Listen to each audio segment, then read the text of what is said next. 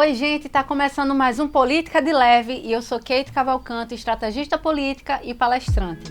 Hoje a gente abre a segunda temporada do programa recebendo um convidado que faz parte da história do Recife, de Pernambuco e também fez parte da minha infância. Mais pra frente eu conto essa história aí para vocês.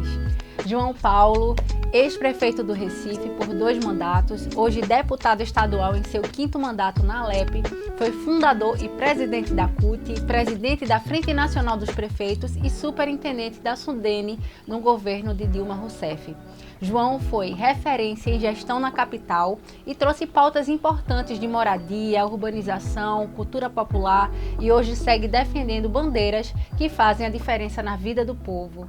Seja bem-vindo, deputado. Tudo tranquilo, Kate. É uma alegria estar aqui com você, ver uma jovem aí numa área tão política e tão estratégica, né? Como é o marketing político, que muitas vezes é muito mal usado, mas que pode se tornar também uma riqueza, o aproveitamento e as estratégias montadas. Verdade, deputado. Deputado, o programa sempre começa de uma forma mais leve, eu perguntando sobre a trajetória, mas não tem como a gente deixar batido nessa pauta que está bem quente aí, né? Está todo mundo comentando, que é a taxação dos 50%, Estados Unidos e Brasil. Diante disso, deputado, o que o senhor acha? E outra coisa também que eu vou lhe perguntar, como o governo deve reagir a essa taxação? Olha, eu acho que primeiro temos que ter um pouco a compreensão do cenário internacional, né?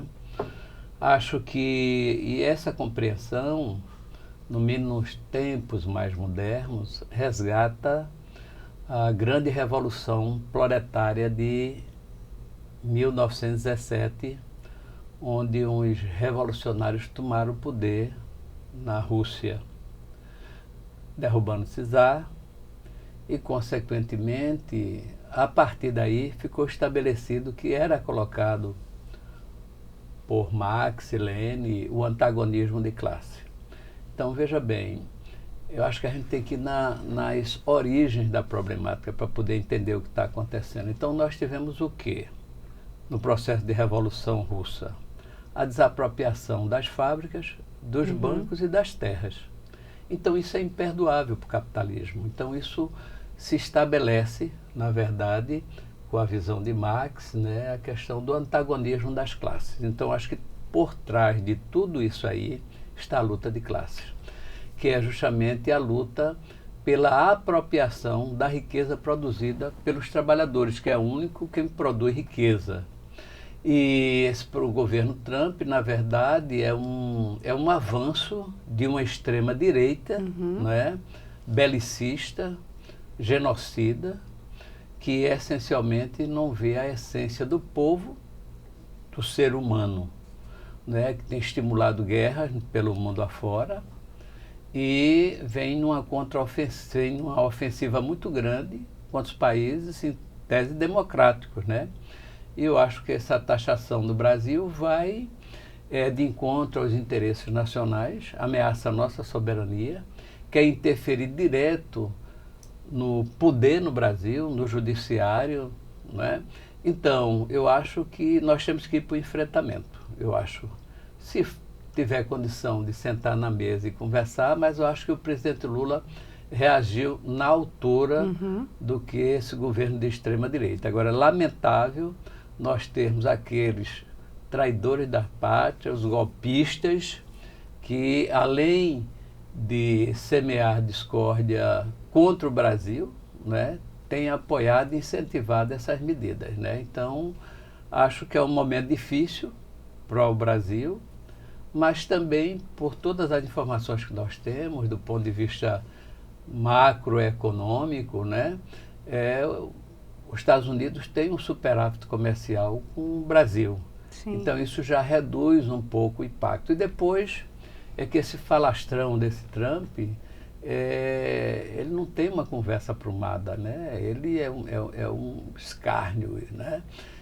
Então, ele não vem cumprindo e acho que tem 2 estratégias, que é fortalecer o bolsonarismo no nosso Brasil, mas também desarticular uma articulação através dos BRICS, não é?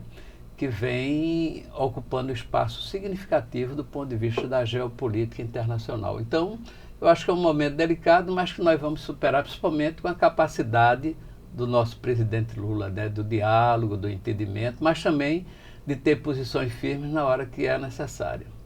Isso, a gente sabe que essa decisão assim dos Estados Unidos e do Trump é totalmente política, né? Como o senhor mesmo citou agora. Existe uma preocupação porque isso vai afetar a economia e pode cair no bolso da pessoa que mais precisa, né? Sempre cai, né?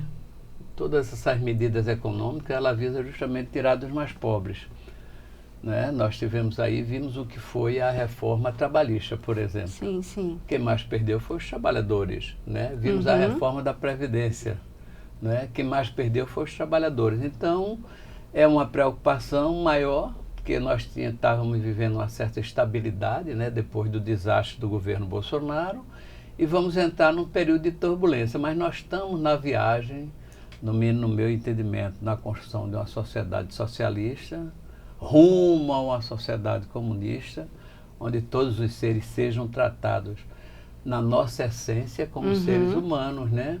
Tendo direito à moradia, à saúde, à cultura, ao lazer, ao esporte, ao saneamento. Para quem acredita na ressurreição, né? Para quem acredita na reencarnação, ainda tem uma esperança de aproveitar alguma coisa, né? Mas o direito da dúvida também é sagrado. Então, e se não houver? Nós temos milhares de jovens que estão morrendo com 18, 20 e poucos anos, fruto de um sistema capitalista, explorador e bastante desigual, né? Por isso a minha luta. Exato. Pegando o gancho aí, a gente também recentemente teve a decisão lá no Congresso, 383 votos, né, contra o reajuste do IOF. O senhor acha que essa decisão mostrou que o Congresso está contra o governo? Não, o Congresso não está contra o governo. O Congresso está contra o povo. Essa é a questão central, não é? Então, o Congresso atual, hegemonicamente, ele é formado por quê? Quem representa os interesses dos financistas, do agronegócio, do grande setor industrial, né? E de uma extrema-direita conservadora e parte de os evangélicos de direita, de extrema-direita, conservadores. Então, eles não estão ali pensando no povo, pensando na cidadania, pensando em melhorar a vida do povo. Então, agora mesmo estava se dando o exemplo de o Fluminense, que recebeu mais de 300 milhões, porque chegou às quartas de finais, né? Mas só de imposto vai ficar mais da metade lá, nos Estados Unidos. Então, aqui você não pode taxar os mais ricos, porque quem mais paga imposto é justamente os mais pobres. E a burguesia nacional e a elite nacional não quer ver o povo melhor. Então,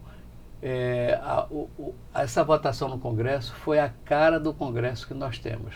Sim. Por isso a necessidade de eleger deputados federais e senadores e deputados estaduais realmente comprometidos com o nosso povo. Então, o senhor acha que essa decisão e essa votação não afetou a governabilidade nem afetou os políticos que fazem parte do PT?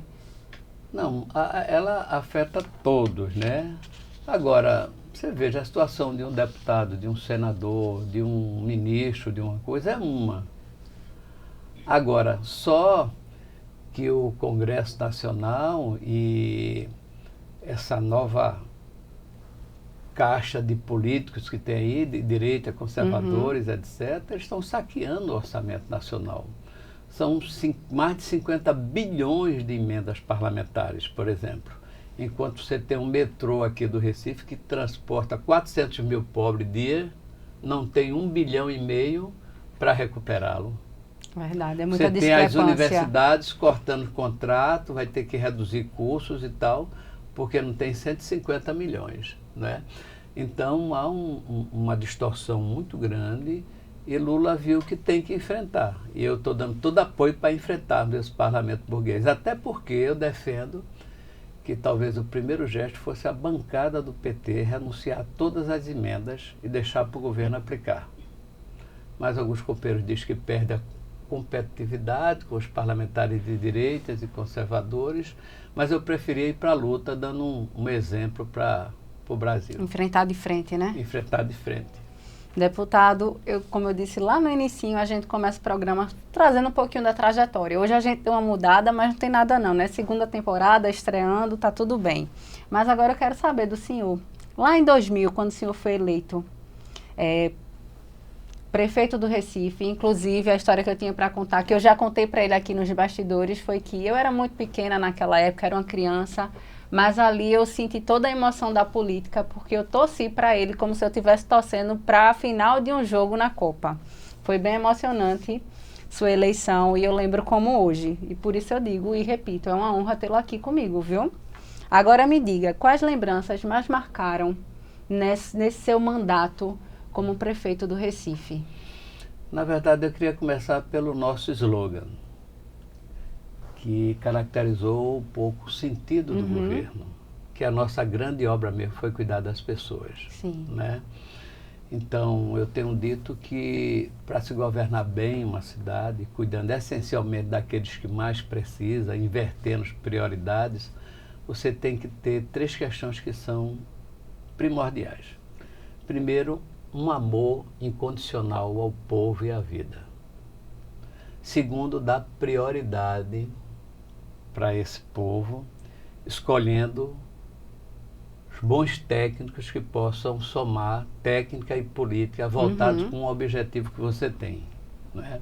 E terceiro, garantir investimentos para essas obras, para a cidade como um todo, mas com prioridade para os mais pobres. Então, eu digo que em 54 anos de militância política, eu não pude fazer tanto e por tanta gente ao mesmo tempo como eu fiz nos 8 anos de prefeito. Então, tudo para mim foi muito marcante. O orçamento participativo, colocar os mais pobres no orçamento, mas, acima de tudo, uma visão política que eu tenho é que eu digo que cuidar bem da saúde, da educação, da cultura, da manutenção da cidade, nada mais é do que a obrigação de qualquer prefeito. Agora, um prefeito de esquerda como eu tem que elevar a consciência política das massas. Porque o governo está hoje, não está amanhã. Sim. Tanto prova que eu saí com todo o trabalho, todo o cuidado que nós tivemos com as vidas de nossa cidade, não é? Um trabalho permanente nos morros. E alta aprovação. Com alta aprovação, eu vi em 2022 morrerem 51 pessoas nos morros da cidade do Recife. Pobre, preto e periférico. Porque o argumento que choveu muito em toda a cidade. Sim. Mas não morreu em Boa Viagem, não morreu nas Graças, não morreu em Casa Forte, não morreu no Poço da Panela. Onde foi que morreu? As áreas de Bura, Casa Amarela, etc. Né?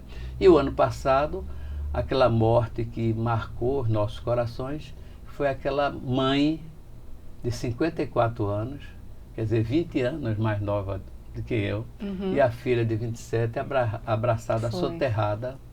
É por isso que eu digo que o atual prefeito nem gosta de pobre, nem gosta de povo. E nem ama a cidade, porque o estado da cidade está muito decadente e as obras que são feitas, com todo respeito, áreas para ricos, áreas de ricos. As áreas de periferia estão bastante acabadas, desgastadas, com problemas na saúde, na educação, entre outras áreas. Sem falar do trânsito, né? Deputado, quais pautas o senhor trouxe de volta agora, nesse seu mandato dentro da Alep? As pautas que o senhor já tinha trabalhado como prefeito e que o senhor conseguiu resgatar. Não, veja bem, porque tem aquela diferença entre o executivo e o legislativo, né? Então, no legislativo, o papel que o partido nos dá é ser um bom tribuneiro, apresentar propostas, fiscalizar o Estado e estar presente nas lutas sociais. Mas de defesa, que o senhor... Então, eu tenho defendido os trabalhadores, diversas categorias, inclusive estive muito presente aí na mobilização dos trabalhadores. Uma das suas principais bandeiras, né? Em educação, mais o conjunto dos servidores públicos, como eu fui metalúrgico muitos anos, de vez em quando eu estou num piquete em porta de fábrica, ajudando a luta. Agora, em setembro mesmo, vamos votar as portas de fábricas em campanha salarial, com projetos na Assembleia defendendo o trabalhador, principalmente essa nova geração de trabalhadores, que são, em tese, os trabalhadores sem direitos, né? Porque se você pegar os trabalhadores de aplicativos, né? Seja na bicicleta, na moto, no carro, estão basicamente sem direitos nenhum. Sim. Então, nós temos diversos projetos nessa área de segurança, principalmente por moto e quem trabalha na bicicleta, né? Para quem trabalha em moto, projetos tipo o Barra Cerol, aquele que permite uma antena para proteger, né? A entrega nos apartamentos, para entrega lá embaixo, e pontos de apoio para que eles trabalhem dignamente, além de outras reivindicações. Mas eu acho que talvez o projeto que tenha mais marcado, entre outros, tenha sido os projetos que nós aprovamos para plantação, cultivo, pesquisa da cannabis medicinal. Não é? E conseguimos aprovar já em 2022, Paulo Câmara sancionou a lei, e esse ano já aprovamos o projeto que garante fornecimento gratuito pelo SUS. Mas isso depende... Um bom avanço. É o mais avançado do Brasil, inclusive, né? E nós conseguimos, para regulamentação, falei com a governadora, Raquel Lira, ela articulou com a secretária de Saúde, elas já criaram uma comissão para regulamentação. Eu levei uma série de propostas, ouvindo as associações, e com a OAB também, com a representação da OAB, apresentamos as nossas sugestões e estamos aguardando agora a regulamentação dessa lei, para que aquelas famílias que mais precisam, né, famílias que muitas vezes, crianças e adultos com 30, 40, 60 convulsões ao dia, dores basicamente incuráveis, câncer, etc., Alzheimer, entre outras doenças, possam ter a medicação através da cannabis medicinal. É uma boa, né? A gente vê tanta gente sofrendo e o alto custo, né? E a dificuldade para conseguir essa medicação. Não é isso, deputado? Agora vamos conversar um pouquinho sobre o futuro político. 2026 está batendo na porta. O senhor pretende reeleição ou já está de olho em outro cargo? Não, veja bem, porque a política, né, ela depende muito da conjuntura, né? Eu acho que a conjuntura que está colocada, primeiro como prioridade é a reeleição de Lula, a reeleição do nosso senador Humberto Costa, e no meu caso eu vou tentar a reeleição para deputado estadual. Mas, assim, pela minha experiência, né, o 5º mandato de deputado estadual, mas eu já fui vereador do Recife e fui deputado federal, eleito pelo primeiro PT. Vereador, e fui o deputado federal em 2010. Em 2010, com muito orgulho, eu fui o deputado federal mais votado do PT do Brasil, não é? Então, só aqui em Pernambuco, se o PT tivesse só meu nome como candidato, eu atingi o coeficiente eleitoral. Isso não é uma coisa fácil. Não. Né? Então, mas dito isso, eu vou tentar a reeleição para deputado estadual, vamos fazer algumas dobradas para deputado federal, fortalecer Lula e o companheiro Humberto, e vamos para frente, numa conjuntura relativamente difícil aqui no estado, né? Sim. Porque não sabemos ainda como é que vai ficar aqui, né? Tem a candidatura possivelmente do PSB, e tem a candidatura da governadora Raquel Lira, e não sabemos ainda qual é a posição que o PT vai ficar. Mas eu acho que o ideal é que o PT tenha uns 2 palanques aqui. Esse seria o melhor cenário. Foi candidato. Que ambas as forças apoiassem a reeleição do presidente Lula. E qual mensagem o senhor acha que os eleitores precisam ouvir para essas próximas eleições? Olha, eu acho que é um combate à extrema-direita e os representantes das elites econômicas no Congresso Nacional. Isso tem a reeleição do presidente Lula. Eu acho que tem que ser uma mensagem muito forte para que não se compre voto, para que não se venda muitas vezes até por uma cirurgia, por uma prótese, etc., mas que o eleitor às vezes até por coisas menores. Menores, mas que vote consciente, né? Então, eu, inclusive, até aconselho. Muita gente diz, pega o dinheiro e não vote. Eu sinceramente, acho que não devia pegar o dinheiro, mas também não votar. A gente está numa era digital que está aí. O político que não está no digital, ele não existe, né? Eu sou estrategista política e, assim, todo o trabalho que eu faço, eu digo, olha, hoje é 50% digital, 50% rua. É assim que funciona uma campanha, para dar certo. E o senhor, esses dias, até falou que está defendendo uma tese do seu doutorado e trouxe algo assim sobre marketing 4.0, né? E o que o senhor acha, assim, sobre essa polarização dentro das mídias? É possível o político fugir disso? Eu acho que primeiro é importante colocar que eu venho acompanhando já há alguns anos. Como eu fui trabalhador de fábrica, piqueteiro, presidente do Sindicato dos Metalúrgicos, preso na Polícia Federal, no DOPS, na luta com os trabalhadores. Tem história, né?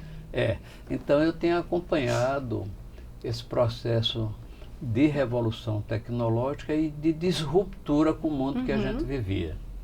Então, se você vê a inteligência artificial, na verdade, os avanços, o desaparecimento de milhares de profissões. Sim.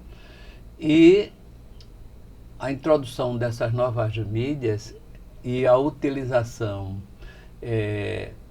dessa inteligência artificial, codificando e indo além até do que nossa capacidade de pensar. Então, isso leva a desafios muito grandes, né? Então, eu tenho trabalhado os impactos dessas tecnologias. Primeiro, no meu mestrado, eu trabalhei os impactos dessas tecnologias nos trabalhadores bancários da região metropolitana do Recife. Foi mais específico, mais nichado. O que caracterizou, na verdade, foi a partir do processo da Revolução 4.0, que é o que caracterizou a Revolução 4.0, foi justamente uma fábrica na Alemanha sem nenhum trabalhador, as máquinas operando, os robôs, etc., né? E eu, no primeiro momento da minha tese, eu iria trabalhar os impactos dessa tecnologia nos professores universitários.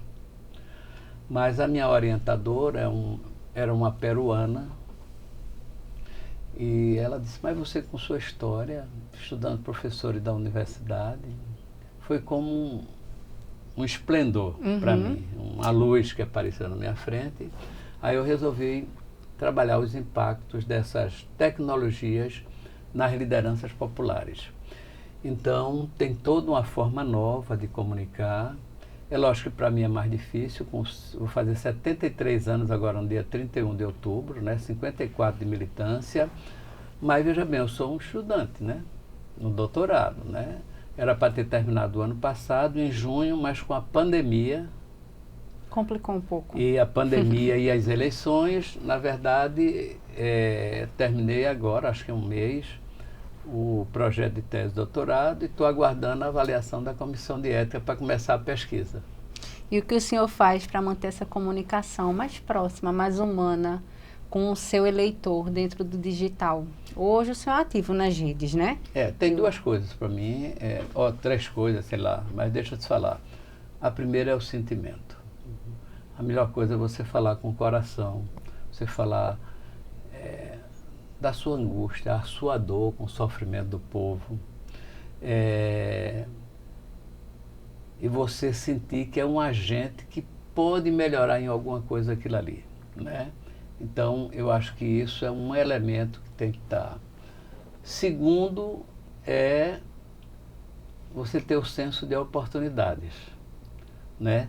Buscar a melhor forma de passar isso aí. Sim. Que agora não dá para ser de qualquer jeito. Não dá para ser de qualquer jeito. Então, além dos sentimentos, você tem que ter a técnica. E no meu caso, eu tenho uma excelente equipe, muito antenada, que está está acompanhando, ou um esforço de todos nós acompanharmos essa nova comunicação, as informações, as estratégias, tem dado muitas sugestões também. E eu estou pensando, eu também continuo estudando, não é? Eu continuo estudando para que a gente possa aprimorar um pouco as nossas técnicas também de comunicação. Porque a direita tem toda uma técnica, né? Só que nós temos princípio, aí tem uma grande diferença. Então a gente não vai mentir, não vai fazer fake news, etc. Então tem uma dificuldade maior, mas como Delmiro Gouveia dizia, a dificuldade se vence com talento. A gente tem que colocar os nossos talentos e o nosso amor para poder chegar perto das pessoas. Isso, mas né? como profissional de que o senhor está na frente, porque pessoas se conectam com pessoas. Então, quando você traz a emoção, traz a empatia, você se aproxima com o público certo. Pois é. Então, muito bem. A gente tem um quadro aqui no programa que é um quadro de curiosidades, certo? Então, vou fazer algumas perguntas para o senhor, algo mais pessoal, mas a gente gostaria de saber, para conhecer mais o político por trás do seu cargo, certo, deputado? Então, me responda uma coisa, um lugar preferido seu aqui em Recife? Eu gosto de muita coisa em Recife, aqui, né? Eu gosto dos morros, que eu consigo ver a cidade de baixo. Belíssimos, é. O ideal era ter... Cada vista linda, né? Cada vista maravilhosa. Principalmente você vai para Ibura e Casa Amarela, então são duas vistas maravilhosas, né? Gosto também da nossa arquitetura, gosto do nosso acervo, a gente poderia chamar até de acervo, mas de ferro fundido. Nós temos o segundo maior acervo de ferro fundido francês do Brasil, só perdemos para o Rio de Janeiro, e muita gente desconhece isso. Gosto muito do Teatro Santa Isabel, inclusive como nós abrimos para a população mais pobre, levando as mães do Bolsa Família para conhecer aquele espetáculo lá. Gosto muito das feiras, eu adoro feira também, é um espaço que eu gosto muito. E gosto muito das ruas do Recife, principalmente no Carnaval, né? Carnaval de São João, dançar um forrozinho. Fica bem alegre, Pátio né? de Santa Cruz, Encruzilhada, Afogados, né? E Coque, entre outros bairros, assim, né? Nosso Recife é maravilhoso, né, deputado? Agora me diga, um livro ou uma música que lhe acompanha? Eita... Um livro. Eu acho que tem um livro que me acompanha a vida toda, que foi um livro de Krishnamurti, que propõe a mutação na mente, que é Viagem por um Mar Desconhecido. Esse livro foi a minha base dos grandes questionamentos. É lógico que teve muitos outros que li, mas esse foi a base, assim, o início dos anos 70, quando eu estava nascendo, assim, para o descobrimento através da JOC, da Juventude Operária Católica, né? Filho de pai pobre, cobrador de ônibus, etc. Então, esse livro. A música tem muita... Eu gosto muito de música, mas tem algumas músicas que marcaram muito a minha vida. Mas eu gosto muito daquela música de Cartola. Eu não sei bem... Para me encontrar. A música que diz... Não está vindo na mente. Quer cantar um pedacinho? É mais ou menos assim. Deixe-me ir, preciso andar, vou por aí a procurar. Rir pra não chorar. Rir pra não chorar. Quero assistir o sol nascer, ver as águas do rio correr. Então eu acho que essa música ela toca muito em mim porque ela fala um pouco dessa relação com a natureza, com a vida, que tudo que somos nós, né? Então essa música assim sempre marcou muito. Tem outras de amor, de ruedeira e tal, mas vamos deixar para lá, vamos pular essa. O senhor é eclético, então. Sim, gosto também de pagode, gosto de samba, gosto de música clássica, gosto de música erudita, sarapatel, assim. E um hábito que ninguém imagina que o senhor tenha? Um hábito...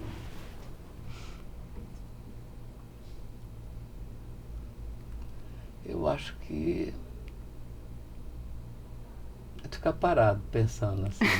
As pessoas, todo mundo em meu redor e eu... Todo mundo em movimento, eu viajando assim, ó. Focado. Mas além disso, eu acho que é isso. Agora tem outros, né, como ter o hábito de uma alimentação mais correta, fazer meditação transcendental, nadar, ir para a academia para cuidar do corpo. Tem toda uma estratégia montada, né?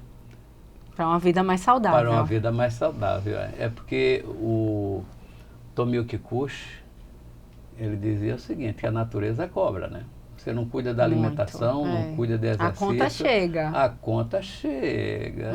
Chega bonitinho. E do ponto de vista psicológico, o velho Buda já dizia que não há mal nenhum a pessoa que ela possa fazer ela mesma.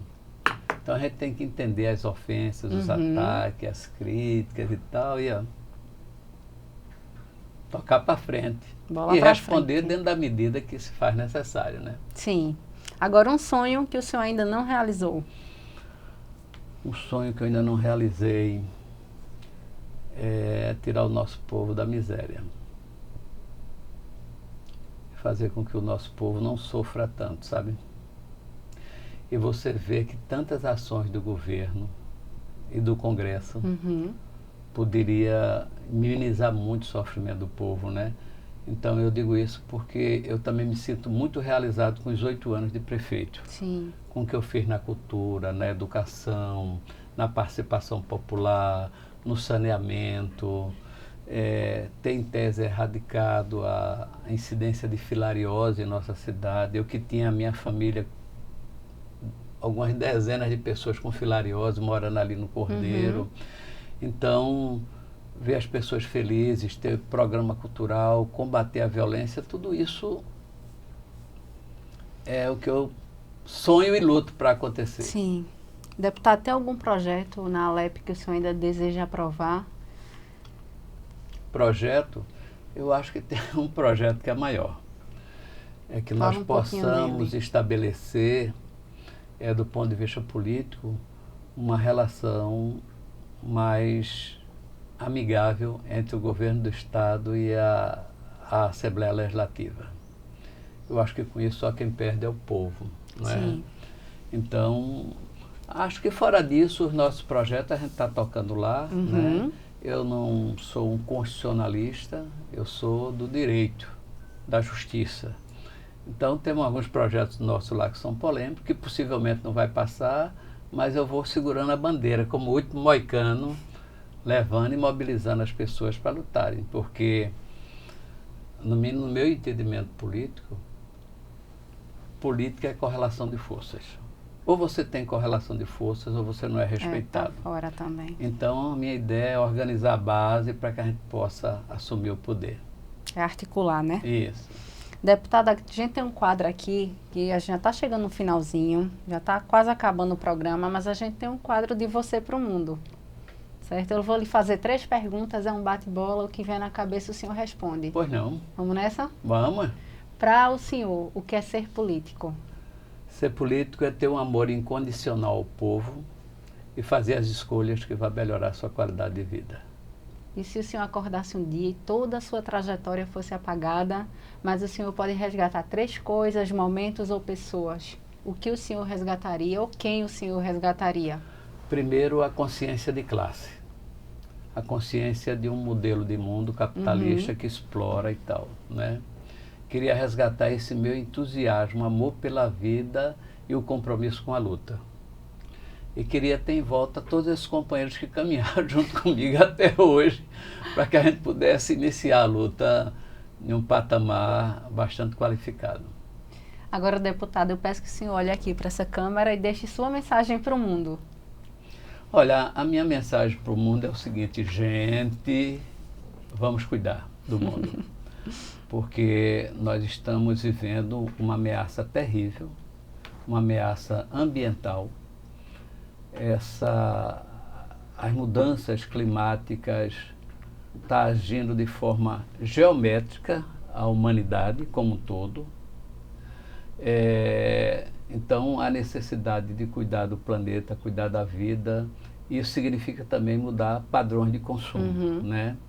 Segundo, o outro é justamente o seguinte, participe de alguma coisa que esteja nesse mundo, que esteja lutando para mudar esse mundo velho, né? Então, E a terceira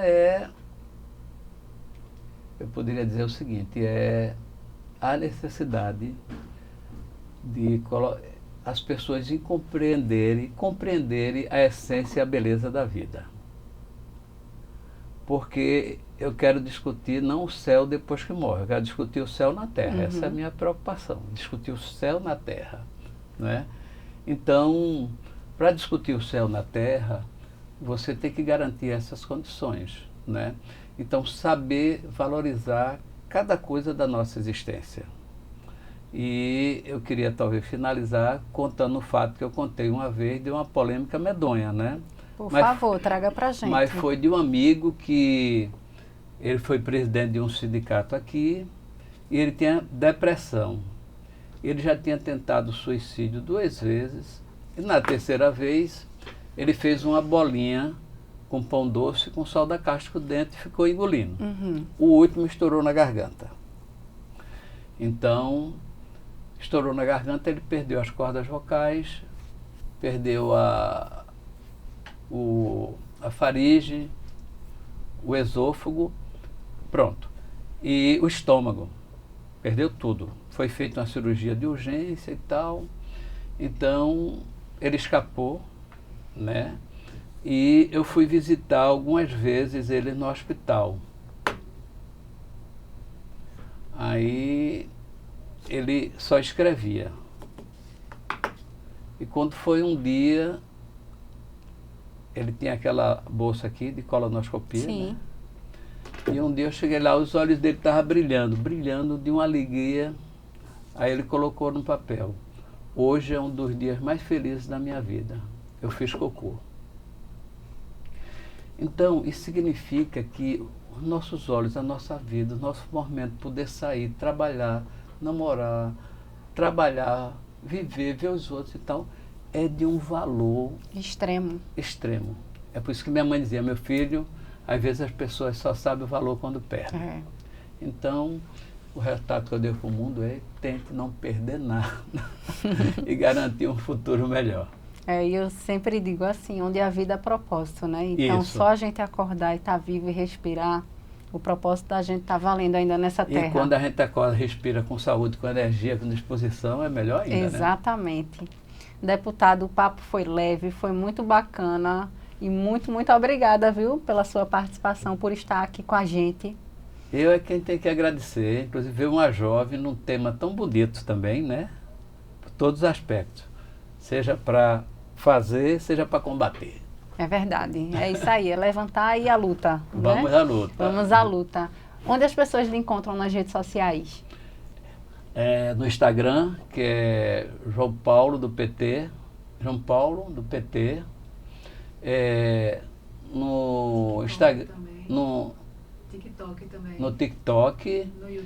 No YouTube, do Facebook. No Facebook também. No Twitter. No Twitter não, no X, né? No X, no X. É. Então, todas as redes, as pessoas colocam lá, @João Paulo do PT. E no meu WhatsApp, 98230-6699. É isso aí. O deputado está aí, do lado do povo, em todas as redes sociais. Sigam e acompanhem a luta dele diária pelo Estado. E, gente, para quem ainda não me acompanha também nas minhas redes sociais, me sigam. Keiti Cavalcantes, lá no Instagram. E para quem ainda não ativou o sininho aqui do YouTube, ainda não segue nosso canal, segue, compartilha esse programa aí com outras pessoas e até o próximo sábado. Tchau, tchau.